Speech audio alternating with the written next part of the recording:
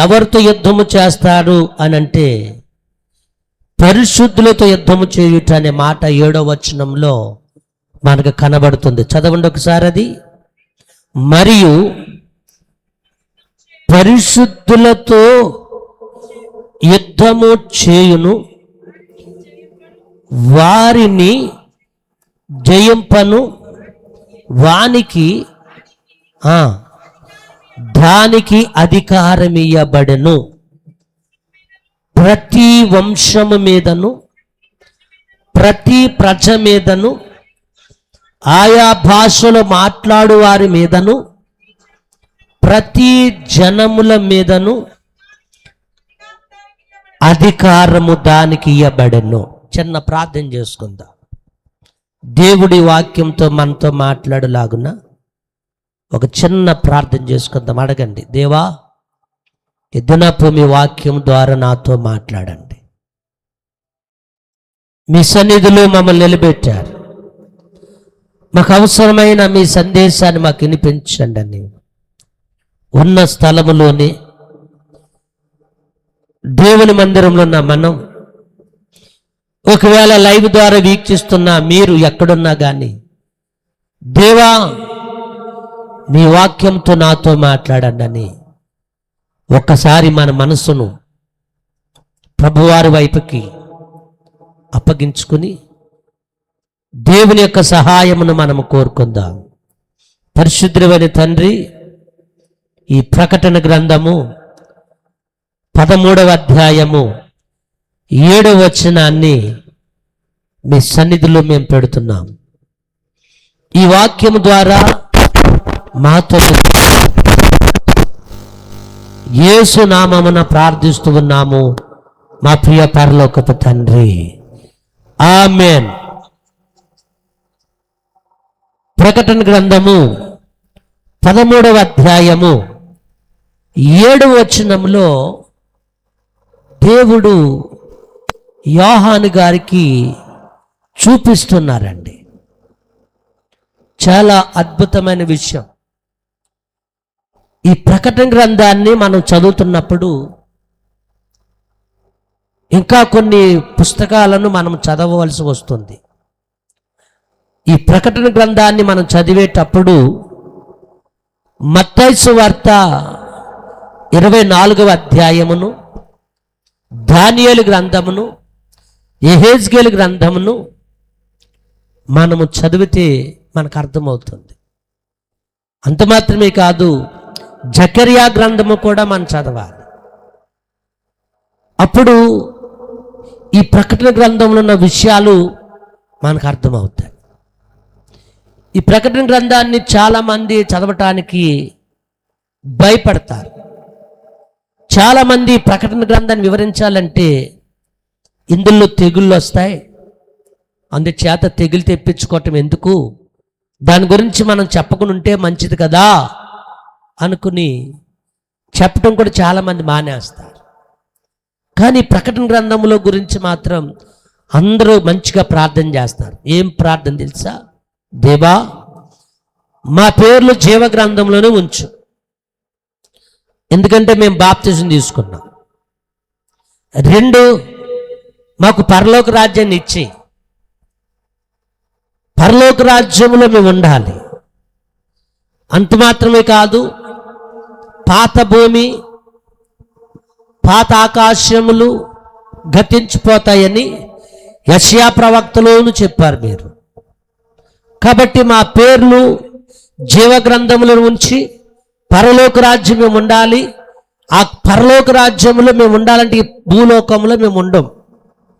ఈ పాత భూమి పాత ఆకాశం అంతా కూడా లయమైపోతుంది. కాబట్టి పరలోక రాజ్యాన్ని మాకు మాత్రం దయచేయి, ఆ క్రొత్త ఆకాశమును క్రొత్త భూమిని మాకు అనుగ్రహింపచేయని ప్రకటన గ్రంథం 21వ అధ్యాయంలో రాయబడిన మాటను చక్కగా వారు చదువుతూ ఉంటారు క్రైస్తవులు. మరి ఇవే అన్ని మనకు అవసరమైనవి, మిగతావి అవసరమైనవి మనకు అవసరత లేదా అని అడిగితే అవి కూడా మనకు అవసరమైనవి. బాధాకరం, నేటి దినాల్లో క్రైస్తవ్యం స్వస్థతల వైపు, అద్భుతాల వైపు, మహత్కార్యాల వైపు పరుగులెడుతూ ఉన్న ఈ తరంలో మనము పరిగెత్తవలసినది దేవునిలో పరిశుద్ధతలో కొనసాగుటకును, దేవుడు మనకిచ్చిన రక్షణ అనే వస్త్రమును కాపాడుకున్నటకును, మన జీవితంలో ఎదుర్కొంటున్న శోధనలు అవి శారీరకమైనవైనా మానసికంగా ఉన్నవైనా ఆత్మీయతలో మనకు అడ్డంకులుగా నిలబడి ఏవైనా కానీ వాటిని మనం జయించాలంటే విశ్వాసిగా, క్రైస్తవులుగా, సేవకులుగా, దేవునిలో ఎదుగుతున్న వారిగా మనం చేయవలసింది ఏంటో తెలుసా? ఒకే ఒక్కటి, పరిశుద్ధాత్మ దేవుని సహాయం కోరుకోవాలి. పరిశుద్ధాత్మ దేవుని యొక్క సహాయమును మనం కోరుకుంటే పరిశుద్ధాత్మ దేవుడు మనలను చాలా లోతైన విషయాలకు మనం తెలియపరుస్తాడు. ఈ దినాన ఆకారంలో మీకు ఒక విషయం చెప్తాను. ఈ లోకం ఎలాగ అంతం అవబోతుందో, ఈ లోకములో పరిపాలన ఎలా జరుగుతుందో, ఈ లోకములో మనుషులు ఏ విధంగా ఉంటారు, ఈ లోకంలో మనుషులు రెండు విధములుగా ఉంటారు. ఒకటి, దైవ భీతి లేని వారు, అనగా దేవుని ఎరగనటువంటి ప్రజలు. రెండు, దేవునిని ఎరిగినటువంటి వారు. ఇంకా క్రైస్తవులుగా పిలువబడుతూ ఎన్నో శోధనలు, ఎన్నో శ్రమలు, క్రీస్తు కొరకు ఎన్నో బాధలు అనుభవిస్తున్న వారందరూ కూడా ఆ కాలంలో కూడా బహుశా ఉంటే, ఆ కాలంలో కూడా విడవబడినటువంటి వారు ఉంటే ఈ ప్రజలను, ఈ లోకాన్ని పరిపాలిస్తున్న అధికారులు ఎలా ఉంటారో మనకు స్పష్టంగా కనబడుతుంది. అందుకే ఈ ప్రకటన గ్రంథము 13వ అధ్యాయము చాలా ప్రత్యేకమైన గ్రంథం. ఈ ప్రకటన గ్రంథానికి గత 3 వారాల క్రితం చెప్పిన సందేశానికి ఒక విషయాన్ని మీకు చెప్పాను. ఈ డాలర్, అమెరికా డాలర్, ఆ డాలర్ మీద కొన్ని విషయాలు మనం జాగ్రత్తగా పరిశీలన చేస్తే మనకి కొన్ని కనబడతాయి. ఏంటో తెలుసా? 13 బాణాలు కనబడతాయి, 13 నక్షత్రాలు కనబడతాయి, ఒక ట్రయాంగిల్ ఆకారంలో ఒక పిరమిడ్ కనబడుతుంది, దానికి 13 మెట్లు కనబడతాయి. ఎక్కువ 13 13 13 కనపడతాయి. చాలామంది ఫిలాసఫర్స్ ఏమని అంటారంటే 13 అనేది దేవుని సంఖ్య కాదు, అది దయ్యపు సంఖ్య అంటారు. ఈ దినాల్లో దయ్యం అంటే చాలామంది వేటినో పోల్చుకుంటూ ఉంటారు. ఇప్పుడు మీకు ఒకటి చిన్నది క్లిప్పింగ్ ఒకటి మీకు చూపించబోతున్నాను. అది మీకు ఎలా కనబడుతుందంటే, స్వరూపం అని ఉంటుంది చూడండి, నా మొబైల్ ఇది. అది మీకు ఒక విషయాన్ని నేను మీకు చూపించబోతున్నాను. అది ఏమిటంటే, మన జీవితంలో కాస్త బాధాకరంగానే ఉన్నా కానీ మనకి కొన్ని విషయాలు భయంకరంగా కనబడతాయి. అదేమిటంటే, ఒక ఆమె, మళ్ళీ పంపించిన దాన్ని లేదా రికార్డ్ అవుతుందా? అయితే మీకు ఒక విషయాన్ని పంపిస్తున్నాను, అది మీరు తప్పకుండా చూడాలని ఆశపడుతున్నాను. చూడండి, అది పెట్టాను, పంపించాను. ఒక మంచి సినిమా యాక్టర్, టాలీవుడ్, మరి వాళ్ళు చాలా అందంగా కనపడతారు. వస్తుంది అందులోకి, అందరి మళ్ళీ ఇందులోకి పంపించాలా? అవద్దు పని, రైట్, తర్వాత చేద్దాం. అందులో ఒక ఆమె ఏం చేస్తుందంటే, చాలా వందల మంది ఉన్నారు అందులో, చాలామంది అక్కడ ప్రజలందరూ ఉన్నారు, పెద్ద పెద్ద కుబేర్లు. మరి ఆ టాలీవుడ్ సినిమాలు ఉన్న రంగంలో ఉన్న వారందరూ కూడా, హీరోలు హీరోయిన్స్ అందరూ కూడా, వారందరూ ఉంటూ ఒక ఆమె ఏం చెప్తుందంటే, నాలో సైతాను, చీకటి శక్తులు, దయ్యాలు నాలో ఉన్నాయి. ఆ లోకాధికారి, ఆ దయ్యాల వల్ల నేను చాలా డెవలప్ అయ్యాను అని కొన్ని కళ్ళు సైకిలు, కొన్ని విధములైనటువంటి విధానాలు ఆమె చూపిస్తుంది. అంటే శాటానిక్ వర్షిప్ ఉంది. అపవాదిని ఆరాధన చేస్తూ ఉన్నారు. అపవాది యొక్క ఆరాధన చాలా భయంకరంగా ఉంటాయి. ఎవరు పడితే వాళ్ళు అందులోకి వెళ్ళి ఆరాధన చేయరు. వారు జీవితాలు చాలా అస్తవ్యస్తంగా ఉంటాయి.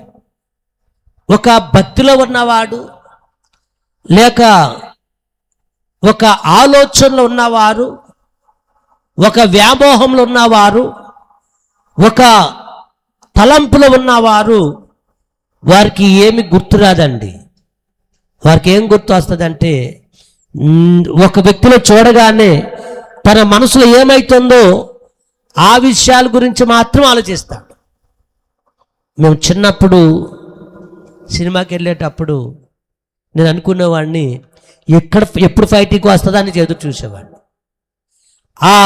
నేను అనుకున్నది వచ్చేటప్పుడు నేను చాలా సంతోషించేవాడిని.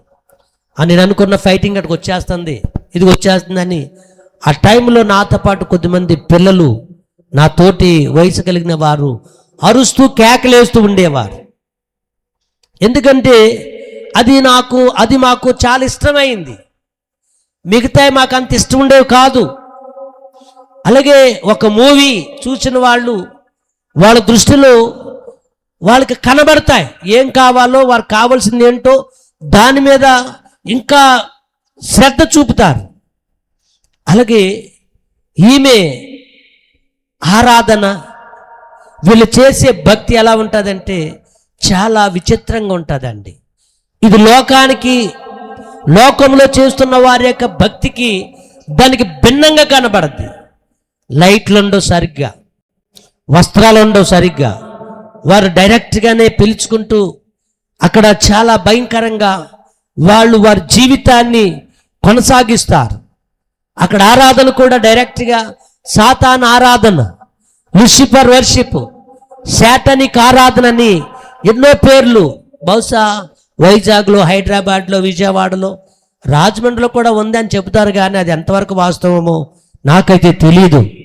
అంటే కొన్ని స్థలాలలో యేసుక్రీస్తు ప్రభువారిని ఎలాగైతే ఆరాధన చేస్తామో అదే విధముగా మసీదులో మరి వాళ్ళు నమాజ్ కొరకు ఎలాగైతే వారి దైవమును ఆరాధన చేస్తారో, అలాగే మన యొక్క హిందూ సహోదరులు వారికి ఉండేటువంటి ఆలయాలకు వెళ్ళి ఆ భగవంతుని వాళ్ళు ఎలాగైతే స్మరిస్తారో, అలాగే ఈ సాతాన్ యొక్క ఆరాధన కూడా ప్రతి స్థలాలలో వాడు కూడా ఆరాధన చేయించుకుంటున్నాడండి. అంటే సాతానికి ఆరాధన అంటే వాడికి కూడా ఇష్టమే. అందుకే యేసుక్రీస్తు ప్రభు వారి దగ్గరకి అపవాది వచ్చి ఏం చేశాడు? యేసుక్రీస్తు ప్రభువారు దగ్గరకు వచ్చి అపవాది ఏం చేశాడో మీకు తెలుసు. 4వ అధ్యాయము గత వారం చదువుకున్నాం. యేసు ప్రభు దగ్గరికి అపవాది వచ్చి అంటాడు, ఇదిగో నువ్వు నాకు మొక్కితే గనక నీకు ఈ లోకంలో ఉన్నవన్నీ కూడా నీకు అప్పగిస్తాను అని చెప్పేశాడు. ఈ లోకంలో ఉన్నవన్నీ కూడా నీకు ఏర్పాటు చేశాను, అవి నీవే తీసుకో, నాకు మాత్రం ఏం చెయ్యాలి? నమస్కారం చేయి, నాకు మొక్కు అని అపవాది యేసు ప్రభుతో మాట్లాడతాడు. ఇంకేమంటాడు తెలుసా? నాకు ఈ అధికారము అప్పగింపబడి ఉన్నది అంటాడు. ఈ అధికారమును నేను పొందుకున్నా, నాకు అప్పగింపబడింది అంటే ఒక మాట అంటాడు, నేను ఎవనికి ఇయ్యగోరుదునో వానికే నేను దానిని ఇస్తానంటాడు. ఏది కోరుతున్నాడు అని అంటే, ఈ లోకంలో చాలామందికి ఏమి ఇస్తున్నాడు? మరో రకం భావించకండి. చాలామందికి ఆచార ప్రకారంగా కొన్ని కార్యాలు ఉంటాయి. మొన్నటి దినాన్న మేము ఏజెన్సీ ప్రాంతానికి వెళ్ళాం. అది వీధుల కొండ, అలాగే కొన్ని గొంతుల ప్రాంతం అని 4-5 ఊర్లు ఉన్నాయి. అక్కడికి అందరూ చాలామంది వచ్చారు. దాదాపుగా 280 మంది పైగా వచ్చారు. వాళ్ళందరూ ఆడవాళ్ళు, మగవాళ్ళు తక్కువ మంది వచ్చారు, ఆడవాళ్ళు ఎక్కువ మంది వచ్చారు. వారికి ఓ పక్క నుంచేమో బిర్యానీ, పలావ్, చికెన్తో అలాగే అన్ని ఐటమ్స్ కూడా ఏర్పాటు చేసి అక్కడ పెట్టాం. దుప్పట్లు, అదేవిధముగా వారికి బియ్యం, బట్టలు, బైబిళ్ళు, ఇలాగ చిన్నపిల్లలకి చాక్లెట్స్, చాలా చాలా ఖరీదైనవి అన్నీ పట్టుకుని వెళ్ళి అక్కడ దేవుని యొక్క వాక్యం అందించడానికి ప్రయత్నం చేశాం. చాలామంది వచ్చారండి. ఇక్కడ మనకు చాలా ఎండ ఉంది, అక్కడ ఎండే ఉంటుందా, అక్కడ చినుకులు పడ్డాయి, వర్షం పడ్డది. అక్కడ ఎనీ టైం కూడా చాలా చల్లగా ఉంటుంది. మరి అక్కడికి వెళ్ళినప్పుడు మగవారు పనిలోకి వెళ్ళరట, ఆడవారే వెళ్తారు. ఎందుకు వెళ్తారమ్మా అని ఒక ఆమెకి దుప్పటిస్తూ తల్లితో మాట్లాడుతుంటే ఆమె ఏమన్నారంటే, నేను నిన్ను సుఖపెడుతున్నాను కదా, కాబట్టి నేను ఎంతో కష్టపడాలి, నువ్వేం చేయాలంటే నేను ఎక్కడికి వెళ్ళను, నువ్వే వెళ్ళని భార్య పనులకి వెళ్తాను.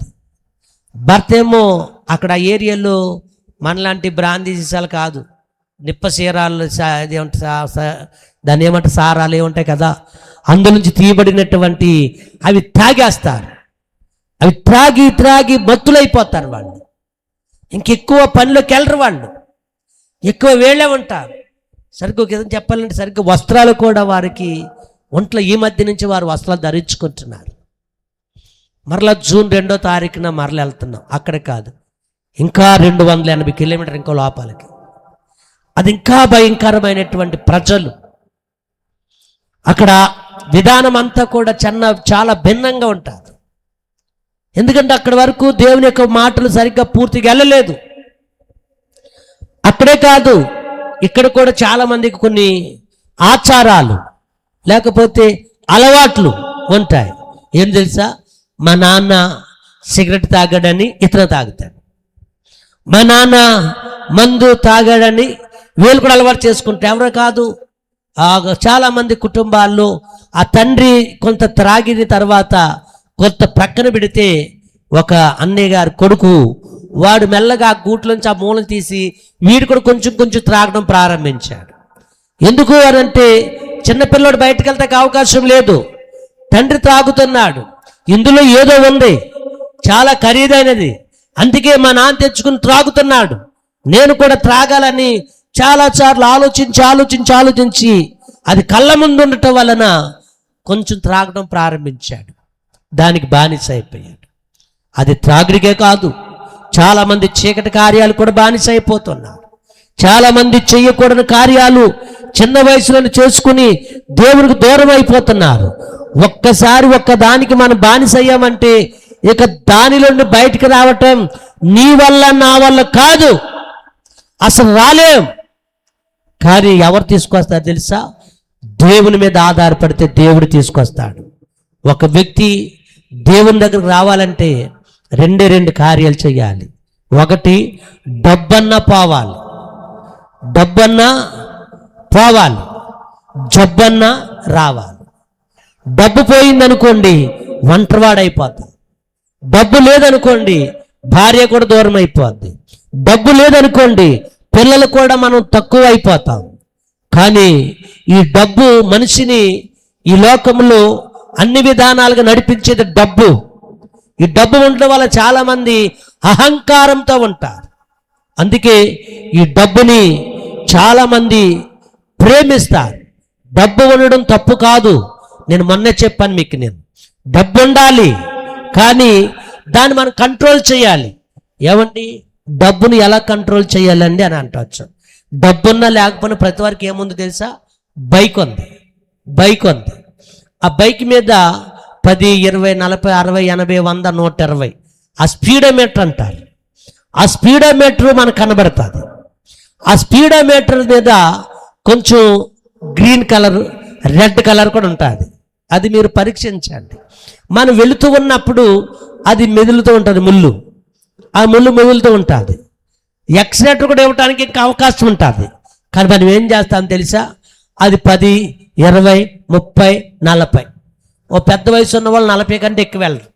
ఇంకా కాస్త ధైర్యంగా ఉన్న వాళ్ళు 50, 60, ఇంకా ధైర్యంగా ఉన్న వాళ్ళు 80.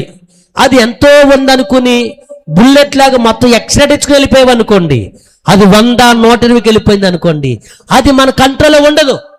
దాని కంట్రోల్కి మనం వెళ్తాం. అది 40, 50 వచ్చే వరకు అది మన కంట్రోల్లో ఉంటుంది. ఎక్కడ బ్రేక్ వేయాలో, ఎక్కడ ఆపాలో, ఎవడు సడన్గా వస్తాడో, అప్పుడు ఎలాగో ఆ వాడికి మనకి ప్రమాదం జరగకుండా ఉంటుందో అవి జాగ్రత్తగా మనం ఆలోచిస్తాం ప్రియదేని బిడ్డలారా.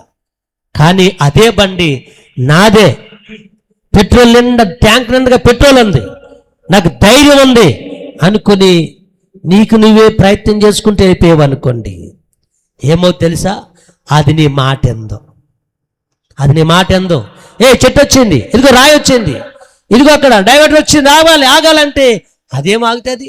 నువ్వు సడన్గా సడన్ బ్రేక్ వేసావు అనుకో, ఆ వేగంలో నువ్వు పడిపోతావు, అది పడిపోతుంది. దాన్ని బాగు చేయించుకోవచ్చు, కానీ నువ్వు సరిగ్గా ఆ టైంలో బాగుపడతావు, ఆ గాయం నుంచి బయటకు వస్తావు, లేకపోతే ప్రాణాలు కోల్పోతావు, నీకు తెలియదు.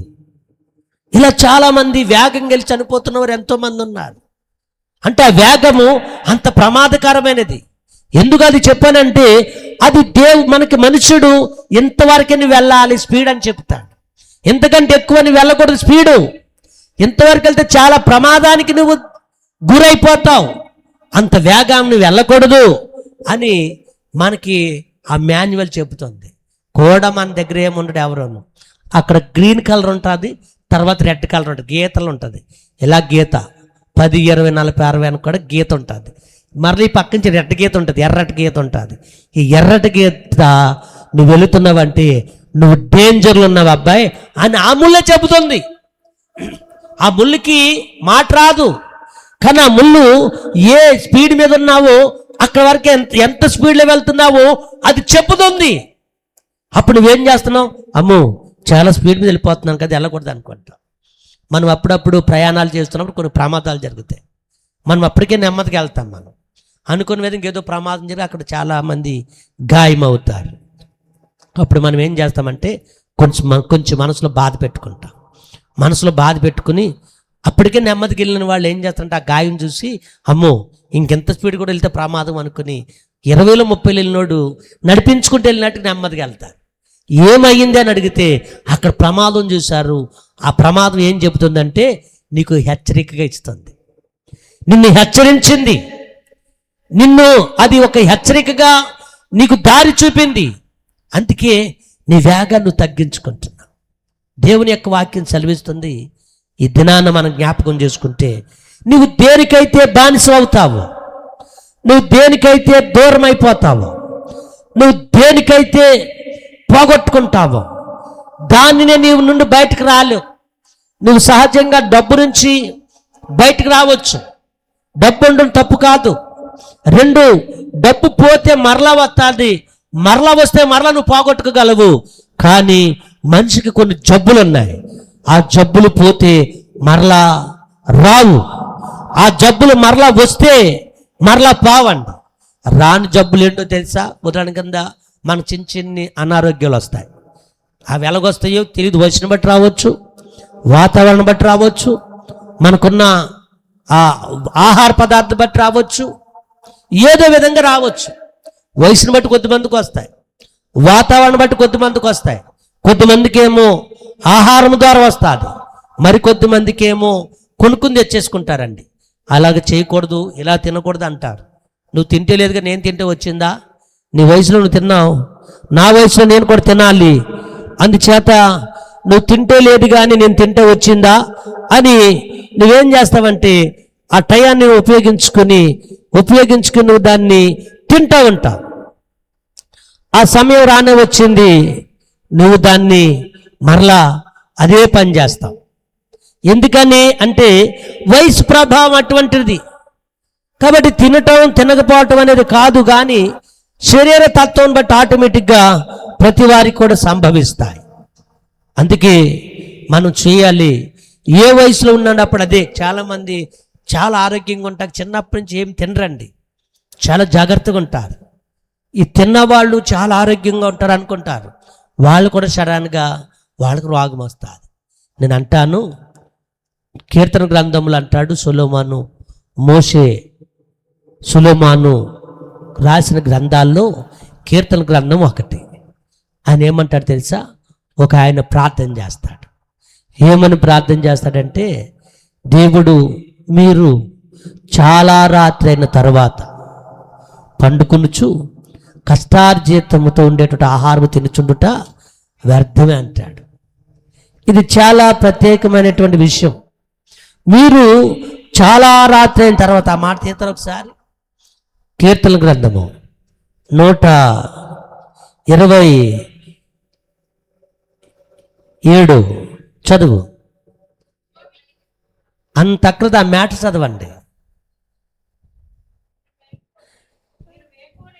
మీరు వేకువనే లేచి, చూసారా? మీరు వేకువ అంటే తెలుసా?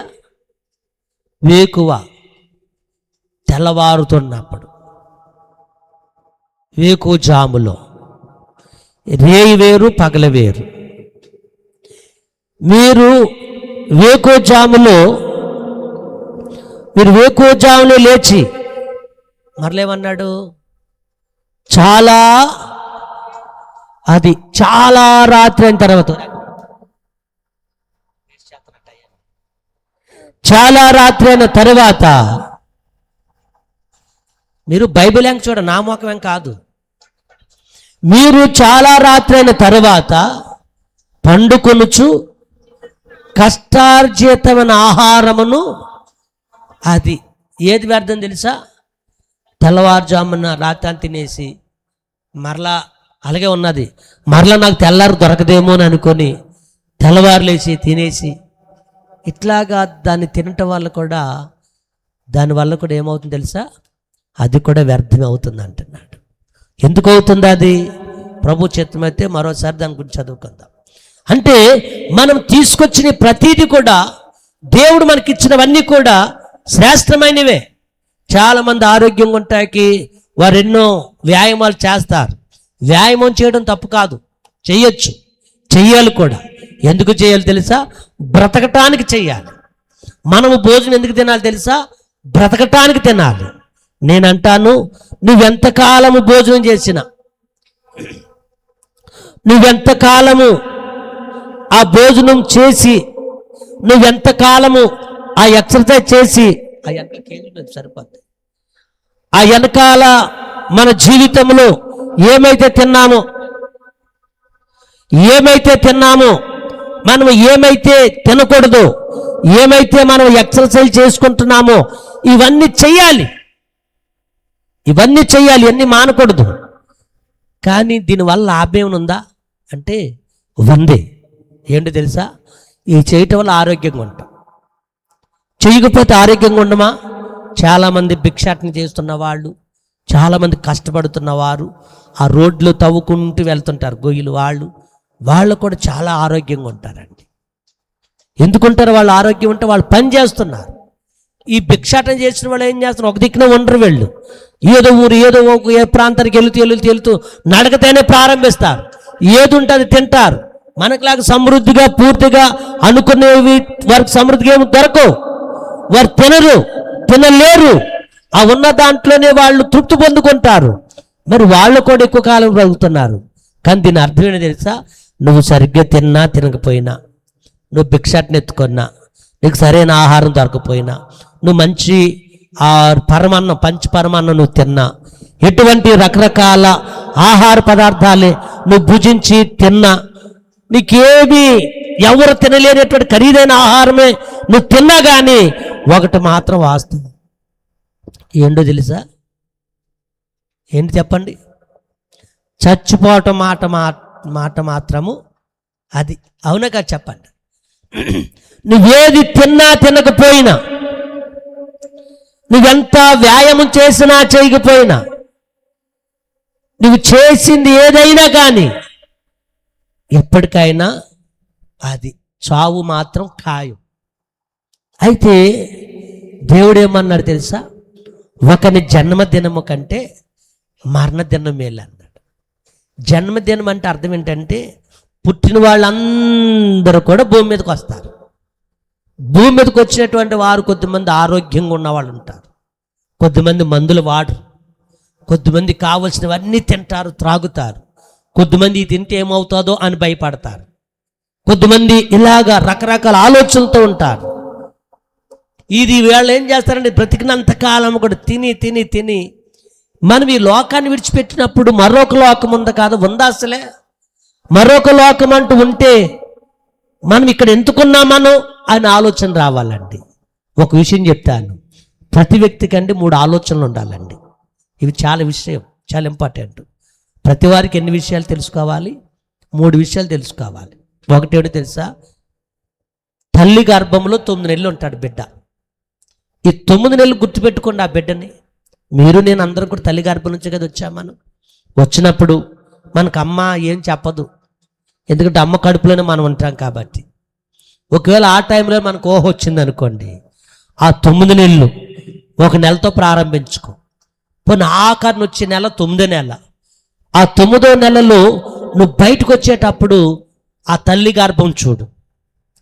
అప్పుడు పిండంగా చిన్నగానే ఉంటావు. అంటే ఆ తల్లి గర్భపు సంచిలో నువ్వు ఉంటావు. ఆ సంచులు ఎలాగుంటావు తెలుసా? నీటిలో ఉంటావు. ఉమ్మ నీరు అంటారు దాన్ని. ఆ నీటిలో ఉంటావు. ఆ నీటిలో ఓ స్విమ్మింగ్ పూల్ ఈత కొట్టుకున్నట్లుగా నువ్వు అందులో ఉంటావు. మరి నీ గాలి ఎలా వస్తుంది? తల్లి నాభిలో నుండి బిడ్డకు శ్వాస వెళ్తుంది. గుర్తుపెట్టుకోండి. ఆ తల్లి నాభిలో తల్లి ముక్కు మూసుకుంటే నోరు మూసుకుంటే కాదు, దేవుడు ఎంతో గొప్ప జ్ఞానాన్ని ఇచ్చాడండి మనుషులకు. ఆ బిడ్డకు ఎంత అద్భుతమైన శ్వాస అందించబడుతుందో చూడండి. ఆ బిడ్డ 9 నెలలు కూడా అక్కడే ఉంటాడు. ఈ 9 నెలలు ఉండేటప్పుడు ఆ బిడ్డ అనుకుంటాడు, అమ్మ బాబు ఈ లోకం చాలా బాగుంది, చాలా చక్కగా ఉంది, చాలా చల్లగా ఉంది. అమ్మాయి ఎంత వేడి చేసినా ఎంత వేడుకున్నా కానీ లోపమ్మ మీ లోపల ఉన్న బాబుకి ఇలా ఉందని అనలేరు. తల్లి ఇక్కడ తిన్న ఆహార పదార్థాలు బట్టి మాత్రమే ఆ లోపల ఉన్న బిడ్డకి అనారోగ్యం వస్తుంది. తల్లి ఇక్కడ స్పష్టంగా స్వేచ్ఛగా స్వచ్ఛముగా ఏమైతే మంచి మంచి పదార్థాలు తింటారో లోపల బిడ్డ అంత ఆరోగ్యంగా ఉంటాడు. బిడ్డ ఆరోగ్యంగా లేకపోవడం గల కారణం ఏంటంటే తల్లి ఆరోగ్యంగా ఉండకపోవటం. ఎందుకు ఉండలేదంటే వాళ్ళు పెట్టేటువంటి కొన్ని నిబంధనలు ఉల్లంఘించటం వలన పిల్లల ఆరోగ్యం పాడైపోద్ది. అందుకే ఆ బిడ్డ ఆ తల్లి గర్భంలో ఉన్నప్పుడు ఇదేనా లోకము అని అనుకోవాలి. నువ్వు నేను కూడా అనుకోవాలి. కానీ మనం బయటకు వచ్చినప్పుడు అనుకుంటాం, నేను చిన్నప్పుడు అలా స్కూల్కి వెళ్ళాను, నేను పెద్దయ్యకి ఎలాగున్నాను, పెళ్ళైపోయికి ఎలాగున్నాను, పిల్లల కన్నా తర్వాత ఎలాగున్నాను, ఒకప్పుడు నేనంటే అందరు భయం, ఇప్పుడేమో నేననే వాళ్ళంటే నాకే భయపడే పరిస్థితి, నేనే భయపడే పరిస్థితి వచ్చింది అని నువ్వు నేను అనుకుంటాం. మరి చిన్నప్పుడు ఉండేటువంటి ఆ తల్లి గర్భములు ఉండేటువంటి సమయంలో మనం ఎలా ఉంటాం ఒకసారి ఆలోచించండి. అవి మనకి జ్ఞాపకానికి రావు. మనకేం జ్ఞాపకం వస్తాయంటే మనం ఇప్పటి వరకు ఉన్న వయసుని బట్టి ఏమేం చేసాం, అవి మంచివైనా చెడ్డవైనా అన్ని జ్ఞాపకాలకు మనం రావు. మన రోజు మనం దాన్ని జ్ఞాపకం చేసుకోలేము. ఇప్పుడు నీ వయసు 50, నా వయసు 50, నీ వయసు 60, నీ వయసు 70, నీ వయసు 10. ఈ 10 సంవత్సరాల్లో నువ్వెన్ని ఆలోచిస్తావు? నువ్వు అన్ని ఆలోచనలోకి రావు. ఏదో కొన్ని గుర్తుకొస్తాయి. మరలా టైంలో ఏం కావాలో గుర్తు పెట్టుకుంటే అవి కూడా గుర్తుకొస్తాయి. అవి నీకు గుర్తుకు రావాలంటే నువ్వు ఆలోచించాలంటే సమయం పడుతుంది. అలాగే మనకి భూమి మీద పడినప్పుడు అన్నీ గుర్తుపెట్టుకుంటాం. మనం కొన్ని గుర్తుపెట్టుకుంటాం. ఎవడు మనల్ని మోసం చేశాడు, మనకి ఎవరికి అన్యాయం చేశాడు, మనకి ఎవరంటే నాన్న అమ్మని ఏమన్నాడు, మన ఇంట్లో వాడు ఎవరిని ద్వేషించారు, మనల్ని ఎవరేమన్నారు, ఎవరా వ్యక్తులు అని మనం ఆలోచించుకున్నప్పుడు వారు చూడగానే మనకు కోపం వస్తుంది, బాధ వేస్తుంది. వారితో మనం అంతకు మాట్లాడడం. ఒకవేళ ఇద్దామనుకున్నా పెడదామనుకున్నా మన చేతులు వాళ్ళకి పెట్టడానికి రావు. ఒకవేళ పెడదామని మనస్ఫూర్తిగా నీ చేతులు అక్కడికి వెళ్ళా కానీ నీ మనసు మాత్రము పాతకాలను జ్ఞాపకం చేసుకొచ్చి ఆనాడు మిమ్మల్ని ఎలాగన్నారు అన్న మాట ఉండిపోయి పోతే పోనీలు అనుకుని దాన్ని తుడుచుకుని వాళ్ళకి పెడతా కానీ ఆ మాట మాత్రము నీ మనసులో మెదులుతూనే ఉంటుంది. ఎలాగ ఎప్పటి వరకు ఉంటుందో తెలుసా అండి? చనిపోయే వరకు కూడా ఆ జ్ఞాపకాలకు వస్తూనే ఉంటాయండి. ఇది ప్రతి మనిషికి ఉన్న ఆలోచన. ఏం చెప్పాను ఇప్పుడు? నేను చెప్పాను, తల్లి గర్భం ఉన్నప్పుడు 9 మాసాలు మోసే తల్లి ఆ గర్భం ఉన్నప్పుడు ఎలాగున్నామో నీకు గుర్తుండదు. 2 భూమి మీద పడ్డాక అనగా మనం బ్రతికినంత కాలము కూడా ఎవరితో ఏం మాట్లాడాము, మనకి మంచివారు ఎవరో చెడ్డవారు ఎవరో, అసలు మనలో ఏ మంచితనం ఉందో మనలో ఏ చెడుతనం ఉందో మనకు మనం పరీక్షించుకుంటూ ఇతరులు పరిశీలన చేసుకుంటూ మనం ఇతరుల గురించి ఆలోచించుకుంటూ మన జీవిత దినాలు గడుపుకుంటున్నాం. ఇలాగెంతకాలము? బిడ్డ బయటికి రాక మునుపు ఆ బిడ్డకు ఆలోచన ఉండదు, బయటకు వస్తే ఆ లోపల సంగతి మర్చిపోదు బిడ్డ.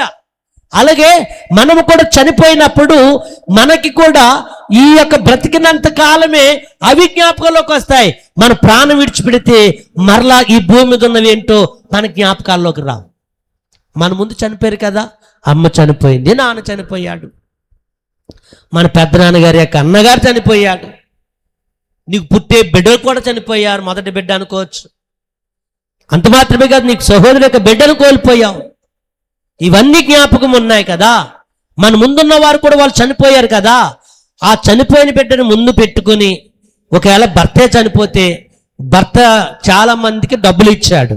అప్పుడు ఏమంటావు తెలుసా? ఏడుస్తూ ఏడుస్తూ పక్కోళ్ళతో అంటావు, నీకు ఎవరెవరు ఇవ్వాలో ఆ డబ్బులు కూడా ఇచ్చేసి బాగున్ను, ఆయన ఆ మాట చెప్తే బాగున్ను, ఇదిగో అమ్మాయి, ఇదిగో మనకి పలానా వాళ్ళు ఇంత ఇవ్వాలి, పలానా వాళ్ళకి ఇంత ఇవ్వాలి, ఇంకా ఇవ్వాలి, నువ్వు నిద్రపోతున్నావు కదా, రేపు పొద్దున్న చెబుతానులే అని అప్పటికే ఒక 200 మంది పేర్లు చెప్పేసి ఇంకొక 100 మంది ఇవ్వాలి, నిద్రపోయే చాలా టైం అయిపోయింది కదా, రేపు పొద్దున్న చెబుతానులే అని భర్త అన్నుండొచ్చు. లేక భార్య, ఏమండి ఇప్పుడు వరకు సరిపోయి చాలా టైం అయింది, నాకు నిద్ర వస్తుంది, రేపు పొద్దున్న చూద్దాములేండి, రేపు పొద్దున్న చెప్పండి అని భార్య అని ఉండొచ్చు. ఇద్దరు ఆలోచించి ఏకీవించి పడుకుండిపోయారు. తెల్లారులు అయితే భర్త చచ్చిపోయాడు. ఇప్పుడు ఈవిడ ఏడుస్తుంది, ఓ ప్రక్కన భర్త లేదని బాధ, ఏడుపు ఉంది, తప్పేం కాదు. కానీ మీ మనసులో ఏమనుకోండి తెలుసా? 100 మంది కూడా ఎవరో చెప్తే బాగుండు, నేను అనవసరంగా రేపు చెప్పమన్నాను అని ఆవిడ మనసులో ఉంటుంది. ఆ 100 మంది ఎవరు, 10 మంది ఎవరివ్వాలో ఆ ఆలోచన ఉండిపోద్ది. కానీ భర్త చెప్తామనుకుంటే భర్త ఉన్నాడా? శవం మన ముందే ఉంది, ఆయన బాడీ ఉంది, కానీ ఆయన చెప్పడానికి అవకాశం లేదు. చాలా మంది ఏడుస్తారు విచిత్రంగా. ఇలా చచ్చిపోతున్నారని ఒక్క మాట చెప్తే ఆ బాకీలు నేను తీర్చేదని కదా, యాదవ బాకీలు 10 లక్షల రూపాయలు బాకీలు తీర్చుకోవటానికి ఇల్లే ఉంది కదా, 5 కోట్ల రూపాయలు ఇల్లే ఉంది, పొలం ఉంది కదా, ఒక 2 ఎకరాల పొలం, ఆ ఎదర స్థలం ఉంది కదా, ఆ షెడ్ అమ్మేసిన 5 లక్షల రూపాయలు వచ్చి కట్టేసుకుందుడు. ఆ ఒక్క మాట నాకు చెప్తే బాగుండు కదా, శనిది ఒక్క మాట చెప్తే బాగుండేది. దీని గురించి పిల్లలు అనాథలు అయిపోయారు, భర్త అనాథ అయిపోయాడు, లేక భార్య అనాథ అయిపోయింది, చిన్న విషయం కదా, ఆ ఒక్క ముక్క నాకు చెప్తే ఎంత బాగుండేది, ఇంతవరకు వచ్చేది కాదు కదా అన్న మాటలు మనం వినమా చెప్పండి? చాలా చోట్ల మనం వింటాం. మరి సమయం ఉందా? లేదు. ఎందుకో హఠాత్నాడు వచ్చేసింది. నీ కాలమునకు ముందు నీ వేళ చనిపోదు అంటాడు ప్రసంగి భక్తుడు సొలొమోను మహారాజు. కాబట్టి చాలా మందికి దేవుడు ఒక కాలం ఉంది, ఒక కాలము దేవుడు ఇచ్చాడు, ఈ కాలమును మనం ముగించుకోవాలి అన్న ఆలోచన ఆ వ్యక్తికి రాలేదు. ఎందుకు తెలుసా? ఈ లోకాధికారి మనుషులను వాడు ఆధీనములో పెట్టుకున్నాడు. యేసుక్రీస్తు ప్రభు వారి దగ్గరికే అపవాది వచ్చాడు. నా పాదాలకు నమస్కరించే మొక్కు నాకు అని దేవుణ్ణే అడిగాడు వాడు. అంటే అపవాదికి ఎంత భయంకరమైన ఆలోచన ఉందో చూడండి. కానీ దేవుడు ఏం చేశాడు తెలుసా? నేను నీకు మొక్కితే నా ప్రజలందరి కొరకు నేను రక్తాన్ని కార్చాలి, వాళ్ళందరూ నాకు బిడ్డలు అవ్వాలి, వాళ్ళందరూ నువ్వు ఇచ్చిన ఈ లోకంలోనే ఉండి ఈ లోకంలో అనుభవిస్తే, ఈ లోకంలోనే చనిపోతే, వారు చనిపోయినప్పుడు మరొక లోకానికి వెళ్ళాలి. అది నీకు తెలుసు, కానీ నా బిడ్డలకు తెలియదు అనుకుని ఆ దేవాది దేవుడే మనందరి కొరకు సిలువలో ప్రాణము పెట్టి వాడికి మొక్కుకోకుండా త్యాగం చేసి సమాధి చేయబడ్డాడు. 3వ దినాన లేపబడ్డాడు. ఆయన అంటున్నాడు, ఇదిగో నేను నీ కొరకే చనిపోయాను, నీ కొరకే సమాధి చేయబడ్డాను, నీ కొరకే తిరిగి లేచాను. ఇప్పుడు నువ్వేం చేయాలి తెలుసా? నా యందు విశ్వాసం ఉంచు, నా యందు నమ్మకం ఉంచు.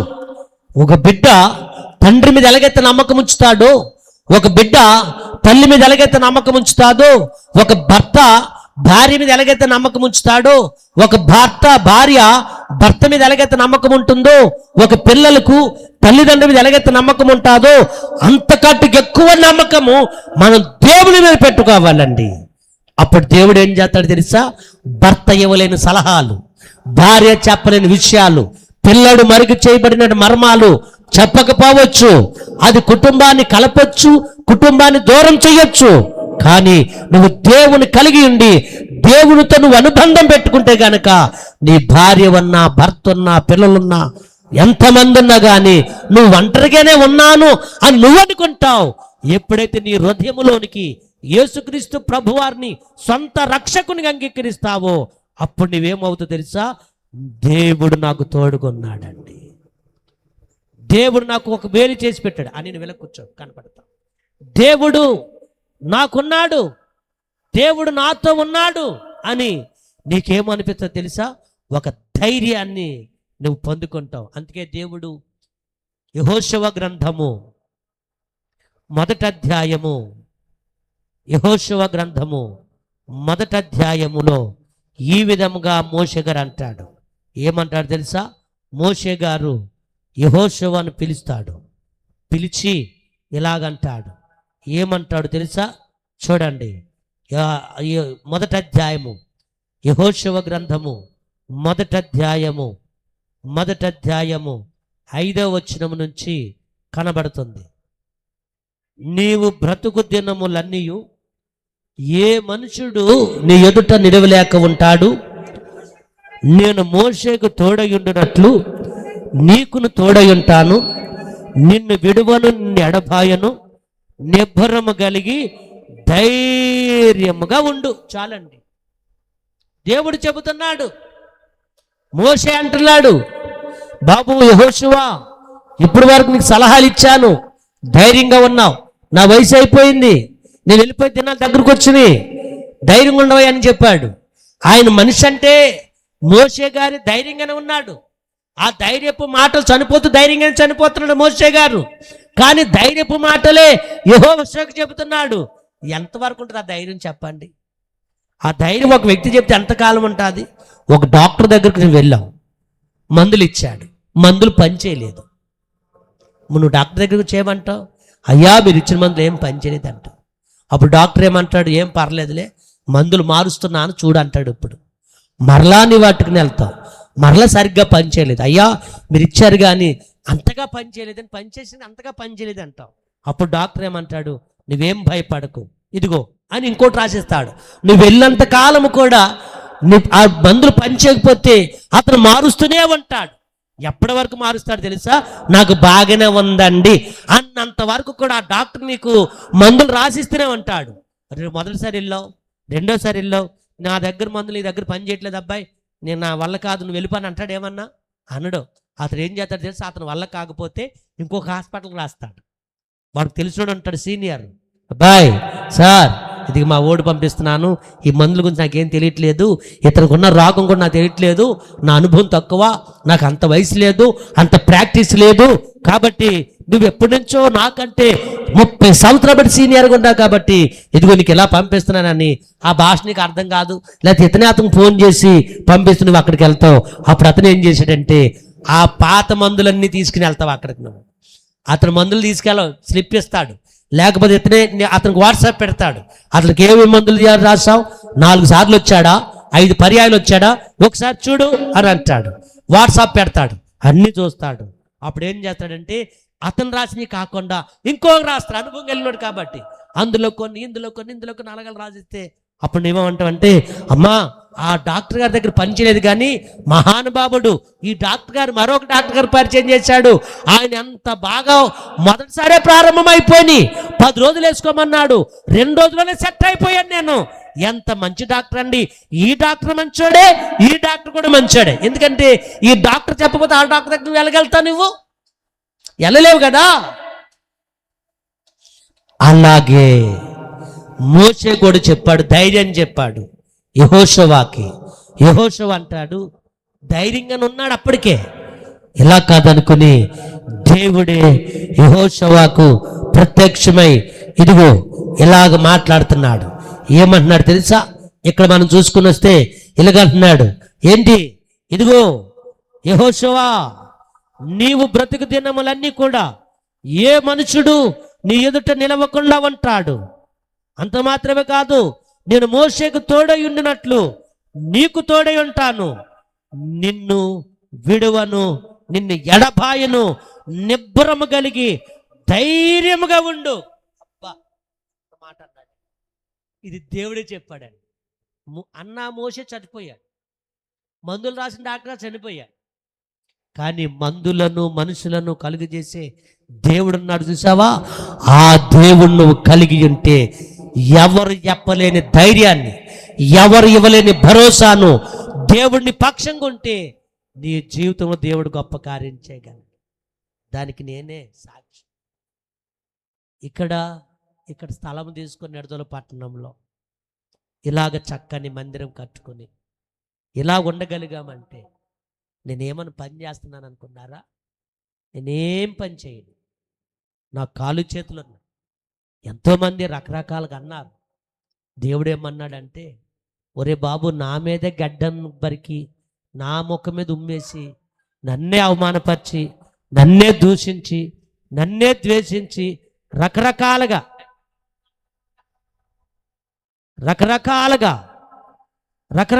ఆలోచిస్తూ ఉంటున్న వారు ఎంతోమంది ఉన్నారు. వాళ్ళే నన్ను అవమానపరిచే స్థితికి వస్తే ఆఫ్టర్ నువ్వెంత నాయనా, నా నామము నిమిత్తము మీరేమవ్వాలి తెలుసా? దూషించబడాలి, అవమానపరచబడాలి. ఎందుకు? ఈ లోకము మనకు స్థిరమైనది కాదు. అందుకే దేవుని యొక్క వాక్యం సెలవిస్తుంది. ఆయన అంటున్నాడు 13వ అధ్యాయము ప్రకటన గ్రంథంలో, అది మనతో యుద్ధము చేస్తాడు. ఎవడు మనతో యుద్ధం చేస్తాడు? చూడండి, 13వ అధ్యాయంలో కనబడుతుంది 7వ వచనంలో ఏమంటున్నాడు? మరియు పరిశుద్ధులతో యుద్ధము చేయును వారిని.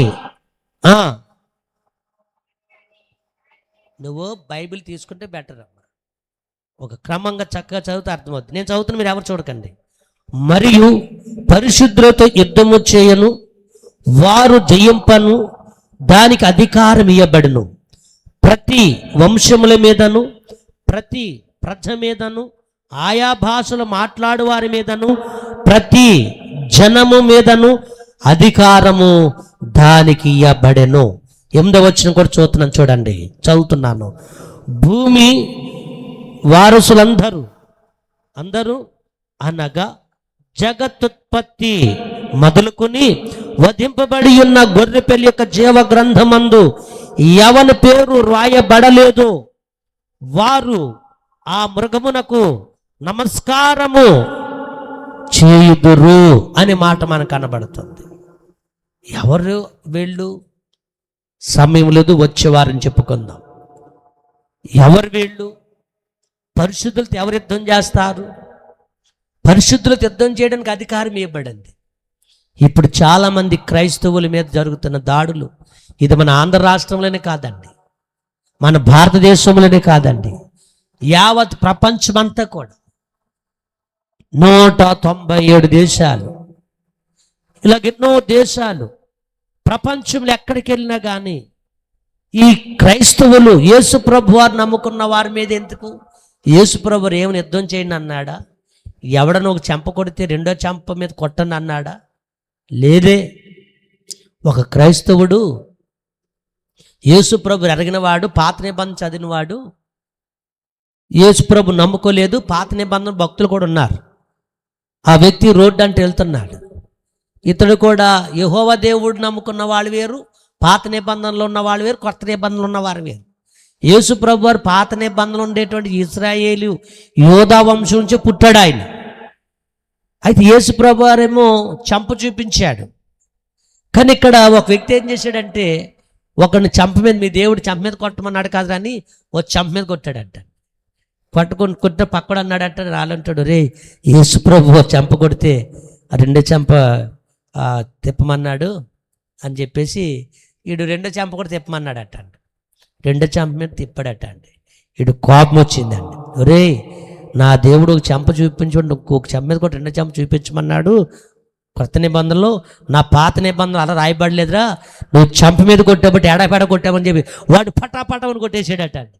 ఒరే ఏటు నువ్వు ఇలా కొట్టేసావని అడిగితే, యేసు ప్రభుని నమ్ముకున్న వాడేమో చంప చూపించమన్నాడు, నువ్వేమి ఎందుకు ఇలా కొట్టేసావంటే, యేసు ప్రభు పుట్టక ముందు పాత నిబంధనలు రాయబడింది కదా, చంప మీద కొట్టమని, అందుకే నేను కొట్టేసాను. కోపం వచ్చింది, చాలా గట్టిగా కొట్టాడు.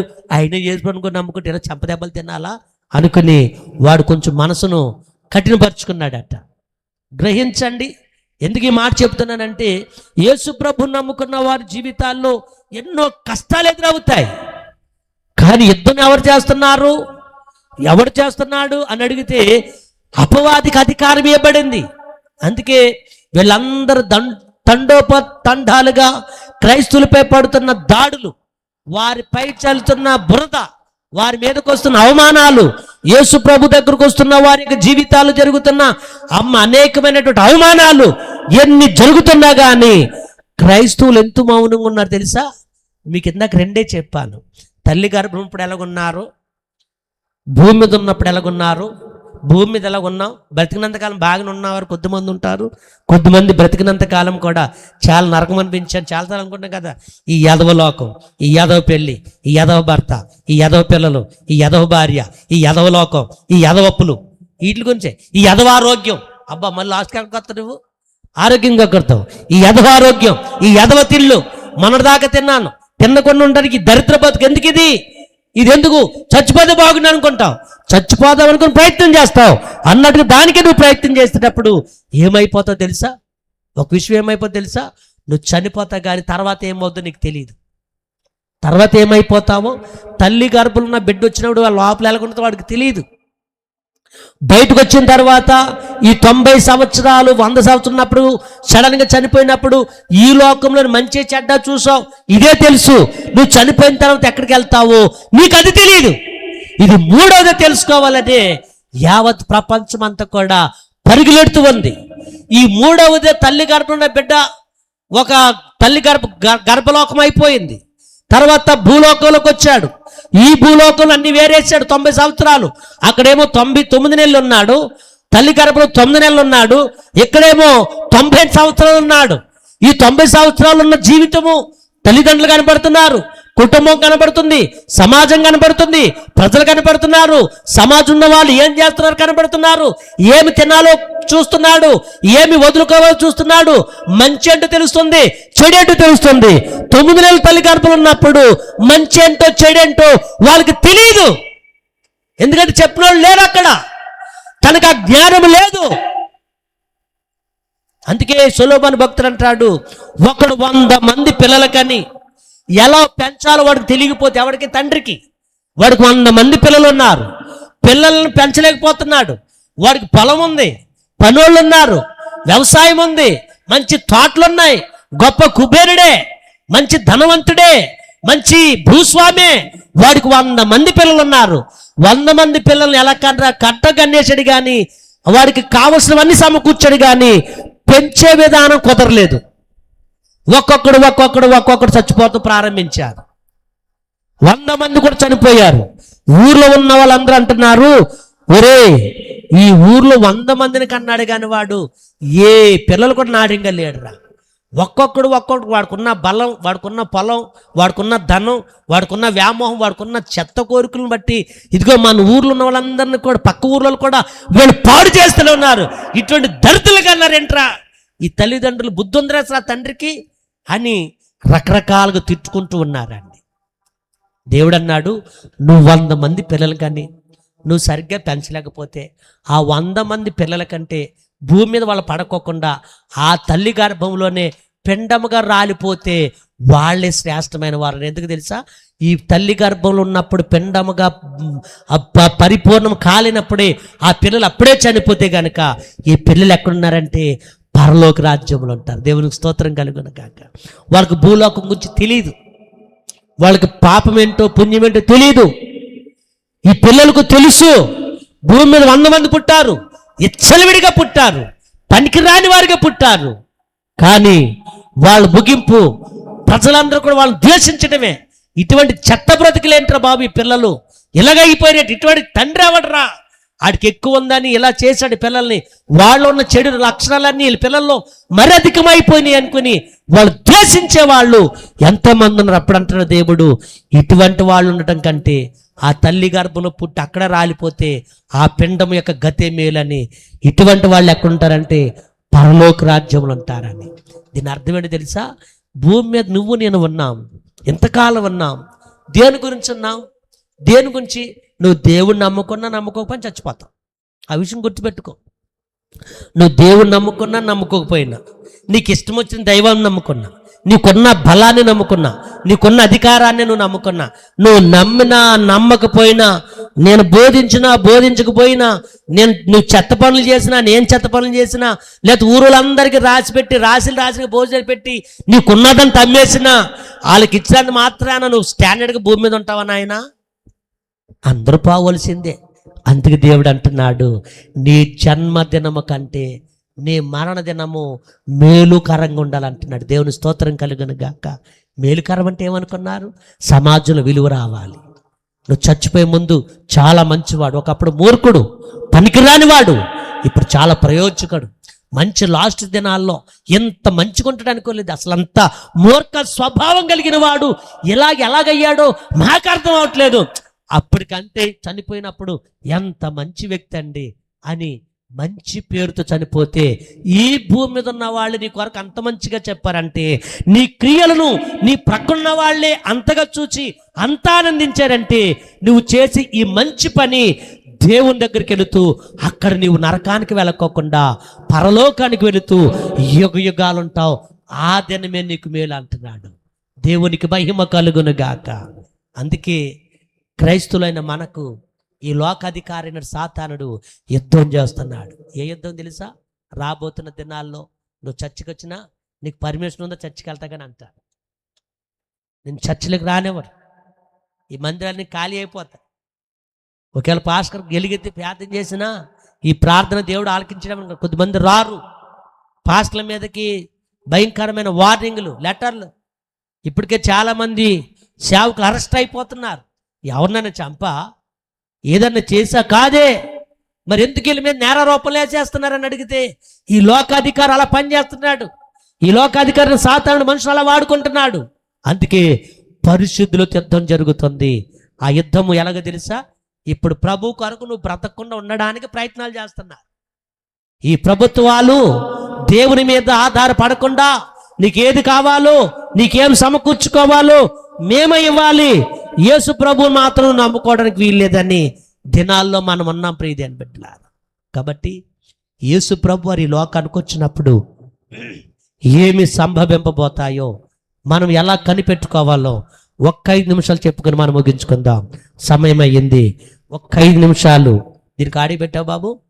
ఒక్క 5 నిమిషాలు చక్కగా చూడండి ఈ లోకం ఎలాగ ముగింపులోకి వస్తుంది. వాతావరణం ఒక సినిమాలోని ఇంట్రడక్షన్ పార్ట్ లాంటిదే. అసలు కథ అనగా లోకం మీదకి అసలైన మహాశ్రమలు మున్ముందు రాబోతున్నాయి. అవి ఎలా ఉంటాయంటే, అలాంటి దారుణమైన శ్రమలు లోకం ఎదుర్కోలేదని స్వయంగా యేసుక్రీస్తే చెప్పారు. ఇది భవిష్యత్తులో జరగబోతున్న భయంకరమైన వాస్తవం. యేసుక్రీస్తు మొదటి రాకడలో మత్తయి సువార్త 24వ అధ్యాయంలో హెచ్చరికతో ఒక మాట అన్నారు. లోకారంభము నుండి ఇంతవరకు అట్టి శ్రమ కలుగలేదు, ఇక ఎప్పుడునూ కలుగబోదు. అసలు ఇది ఎలాంటి శ్రమ? చరిత్రలో ఎన్నో యుద్ధాలు జరిగాయి, ఎన్నో భూకంపాలు వచ్చాయి, కానీ రాబోయే ఆ మహాశ్రమ ముందు ఇవన్నీ తేలిపోతాయి. ప్రకటన గ్రంథము ఆ రోజును ఎలా వర్ణించిందో చూస్తే అది చాలా భయంకరం. పరలోకంలో గొర్రెపిల్ల ఆ 7 ముద్రలు విప్పుతున్నప్పుడు, దేవదూతలు ఆ 7 బోరలు ఊదుతున్నప్పుడు, దేవుని ఉగ్రతా పాత్రలు భూమి మీద కుమ్మరించబడుతున్నప్పుడు ఈ భూమి నరకంలా మారిపోతుంది. మేఘాలుండవు, వర్షం ఉండదు, కానీ ఆకాశం నుండి రక్తంతో కలిసిన వడగండ్లు, అగ్ని వర్షంలా కురుస్తుంది. భూమిలో 3వ వంతు కాలి బూడిదైపోతుంది. పచ్చని చెట్లు మాడి మసైపోతాయి. దాహం వేసి నదుల దగ్గరకు వెళ్తే అక్కడ నీళ్లుండవు. సముద్రాలు, నదులు రక్తంగా మారిపోతాయి. నీరు లేక గొంతు ఎండిపోయి మనుషులు విలవిలలాడిపోతారు. సముద్రంలో జీవరాశులన్నీ చచ్చిపోయి ఆ శవాల వాసనతో లోకం నిండిపోతుంది.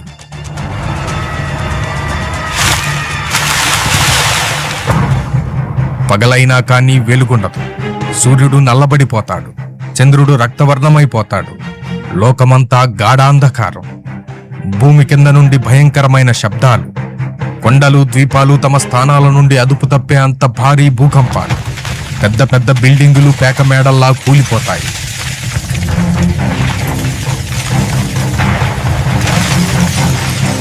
ఆకలి, భయంకరమైన ఆకలి.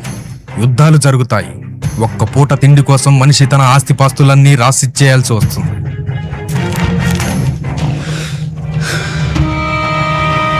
ఒక రొట్టె ముక్క కోసం మనుషులు ఒకరినొకరు చంపుకుంటారు. ప్రపంచ జనాభాలో సగం మంది కేవలం యుద్ధాల వల్ల, తెగుళ్ల వల్ల పురుగుల్లా రాలిపోతారు.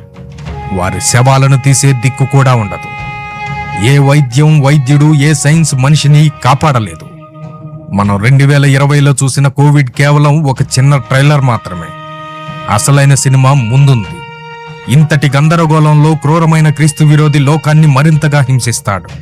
వాడి 666 ముద్ర వేయించుకోవాలని బలవంతం చేస్తాడు. ప్రకటన గ్రంథము 13వ అధ్యాయము 17వ వచనంలో స్పష్టంగా రాయబడింది, నీ చేతి మీద గాని నీ నుదుటి మీద గాని ఆ ముద్ర లేకపోతే నువ్వు ఏమీ కొనలేవు, అమ్మలేవు. నీ బిడ్డకు పాలు కావాలన్నా, నీకు మందులు కావాలన్నా ఆ ముద్ర వేయించుకోవాల్సిందే. కానీ జాగ్రత్త, ఆ ముద్ర వేయించుకుంటే దేవుని శిక్షకు గురవుతావు. ఒకవేళ నేను వేయించుకోను, నా బైబిల్ ఇలా చెప్తుందని నువ్వు నిలబడితే ఆ ప్రభుత్వం నిన్ను చిత్రహింసలు పెడుతుంది. ఇవన్నీ ఒక ఎత్తైతే ప్రకటన గ్రంథము 9వ అధ్యాయము 6వ వచనంలో రాసి ఉన్న ఆ మాట మరీ భయంకరమైనది. ఆ దినములలో మనుష్యులు మరణమును వెతుకుదురు గాని అది వారికి దొరకదు. చావవలెనని ఆశపడుదురు గాని మరణము వారి యొద్ద నుండి పారిపోవును. పాతాళం నుండి మిడతలు, దండు లాంటి వింత జీవులు పైకి వస్తాయి. అవి మనుషులను కొడతాయి. ఆ నొప్పి ఎలా ఉంటుందో తెలుసా? తేలు కుట్టినట్టుగా ఉంటుంది, విషం ఎక్కినట్టుగా మంట. ఆ నొప్పి తట్టుకోలేక జనం ఏమనుకుంటారో తెలుసా? దేవుడా, మమ్మల్ని చంపేయి, చనిపోతే బాగుండు అని ఏడుస్తారు. కత్తులతో కోసుకుంటారు, కొండలపై నుండి దూకుతారు. కానీ ఆశ్చర్యం ఏంటంటే మరణం వారి నుండి పారిపోతుంది. నువ్వు చావాలనుకున్నా చావలేవు. ఆ నొప్పి అనుభవిస్తూ బ్రతకాల్సిందే. గమనిస్తున్నారా? ఇవన్నీ కట్టుకథలు కాదండి. ఆకాశమును భూమియును గతించును గాని నా మాటలు ఏ మాత్రమును గతింపవు అని యేసు ప్రభుయే చెప్పారు. ఈ పరిశుద్ధ గ్రంథం మనిషి రాసిన గ్రంథం కాదు, దేవుడు మనిషి ద్వారా రాయించిన గ్రంథం. ఈ మాటలు దేవుని మాటలు. ఇవి ఖచ్చితంగా జరిగి తీరుతాయి. ఇలాంటి భయంకరమైన రోజుల్లో నువ్వు ఉండాలనుకుంటున్నావా? ఆ ఉగ్రతను నువ్వు చూడాలనుకుంటున్నావా? ఆ శ్రమలు రాకముందే, ఆ ఉగ్రత కుమ్మరించబడక ముందే నీ జీవితాన్ని రక్షించుకో. రేపు అనేది మన చేతిలో లేదు. లోకమంతా అంతం వైపు పరిగెడుతోంది. నువ్వు ఎటువైపు పరిగెడుతున్నావు? ఆ టెక్నాలజీ ద్వారా ఒక చూసారండి, ఎలా రెడీ అయిందో చక్కగా దేవుని యొక్క సన్నిధిలో ఈ ముగింపు దినాల్లో మనం ఉన్నాం.